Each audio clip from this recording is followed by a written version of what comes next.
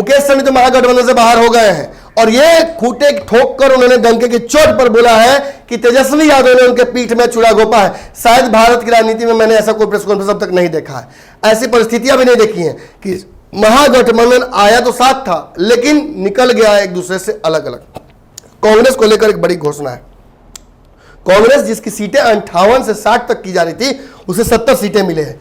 कहीं ना कहीं इस पर लोगों का अलग अलग आकलन है। इस आकलन को लेकर हम विश्लेषण में आएंगे, लेकिन फिलहाल आपको बता दें कि महागठबंधन से मुकेश सहनी के बाहर होने को लेकर तेजस्वी यादव, तेजप्रताप यादव और कांग्रेस ने अभी तक कोई प्रतिक्रिया नहीं दी थी, लेकिन अब वो प्रतिक्रिया आ गई है। कांग्रेस के माफ कीजिएगा राजद के विधायक शक्ति यादव, उन्होंने सबसे पहली प्रतिक्रिया इस मुद्दे पर दे दी है। एक निजी चैनल से बात करने के दौरान उन्होंने 2-3 बातें जो कही हैं उनको स्पष्ट तौर पर आप सुन लीजिए।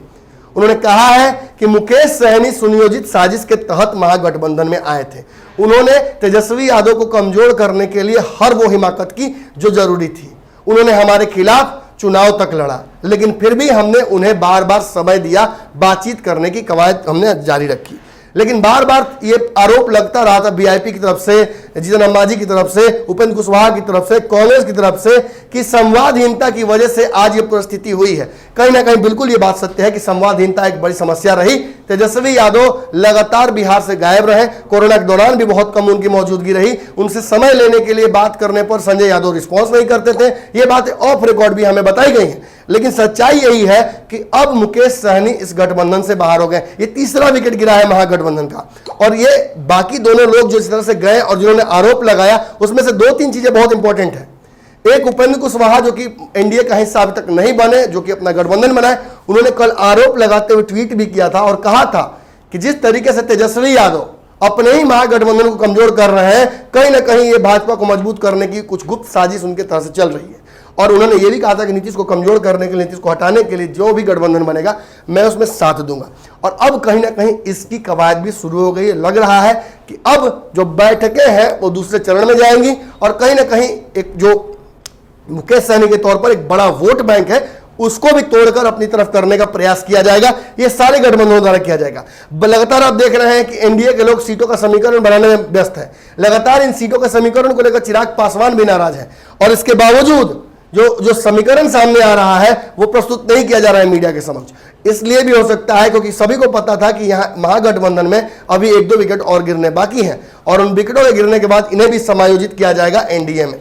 खैर वो एक अलग विश्लेषण की चर्चा की बात है, लेकिन फिलहाल बड़ी बात कहीं ना कहीं है कि आरजेडी ने रिएक्ट कर दिया है मुकेश सहनी के इस तरह से बिहेव करने पर और उठकर प्रेस कॉन्फ्रेंस छोड़कर जाने पर। उन्होंने आरोप भी लगाया है कि कहीं ना कहीं ये सुनियोजित साजिश थी, डिप्टी सीएम देने का कोई सवाल ही नहीं पैदा होता है, इस तरीके की कोई बातचीत हमारी हुई नहीं थी। सबको उनके हैसियत, उनके औकात के हिसाब से सीटें देने को लेकर बातचीत हुई थी। हमने मुकेश सहनी को कभी ये नहीं कहा था कि आपको डिप्टी सीएम बना देंगे या आपको इतनी ज्यादा सीटें दे देंगे। हमारे साथ समायोजित करने की जो बात भी थी वो भी खून का घूंट पीकर खुद तेजस्वी यादव अपने 144 सीटों में से काट कर देने की बात कर रहे हैं, कहीं ना कहीं बड़ा दिल दिखाते हुए। अब ये तो देखना होगा कि बड़ा दिल कौन दिखा रहा था, किसका बड़ा जनाधार था। आने वाले चुनाव में सारी जो दावे हैं इन दावों की पोल खुलेगी। कहीं ना कहीं जो लड़ाई है वो बड़ी हो गई है। मुकेश सहनी और राजद के बीच में बहुत सारी खाई जो बड़ी होती जा रही है, उस खाई पर हमारी नजर बनी हुई है। राजीव मिश्रा से हमारी बात हो गई है। तुरंत इस वीडियो के तुरंत बाद आपको राजीव मिश्रा की भी वो बातें सुनने को मिलेंगी जो आरोप वो लगा रहे हैं तेजस्वी यादव और राजद के ऊपर, और जो मांग उन्होंने रखी थी उस मांग को लेकर क्या उनको दावा किया गया था, क्या उनको आश्वासन दिया गया था, इन सभी बातों को लेकर हम पहुंचेंगे बहुत जल्दी भारत लाइव पर। भारत लाइव सब्सक्राइब करते रहिए और इस वीडियो को शेयर करते रहिए ताकि लगातार ये खबरें पहुंचते रहे बिहार के जन जन तक। धन्यवाद। बढ़ाएं अपना कदम सक्सेस की ओर शिखर करियर इंस्टीट्यूट के साथ। शिखर करियर इंस्टीट्यूट पूर्वी भारत में एकमात्र कोचिंग संस्थान जो एक्सक्लूसिवली है मेडिकल एंट्रेंस एग्जाम के लिए।